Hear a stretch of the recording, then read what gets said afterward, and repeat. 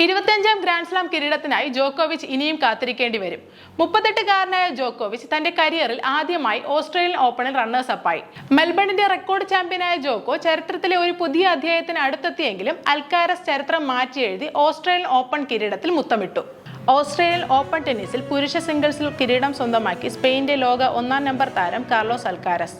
Road ലേവർ അരീനയിൽ നടന്ന ഫൈനലിൽ tennis ഇതിഹാസം നൊവാക് ജോക്കോവിച്ചിനെയാണ് അൽക്കാരസ് തോൽപ്പിച്ചത്. 10 തവണ ചാമ്പ്യനായ ജോക്കോയെ 2-6, 6-2, 6-3, 7-5 എന്ന സ്കോറിനാണ് വീഴ്ത്തിയത്. 24 വയസ്സും 101 ദിവസവും പ്രായമുള്ളപ്പോൾ റാഫേൽ നദാൽ സ്ഥാപിച്ച 16 വർഷത്തെ റെക്കോർഡ് മറികടന്ന് കരിയർ ഗ്രാൻഡ് സ്ലാം പൂർത്തിയാക്കുന്ന ഏറ്റവും പ്രായം കുറഞ്ഞ പുരുഷ താരമായി അൽക്കാരസ് മാറി. താരത്തിന്റെ കരിയറിലെ ആദ്യ ഓസ്ട്രേലിയൻ ഓപ്പൺ കിരീടമാണിത്.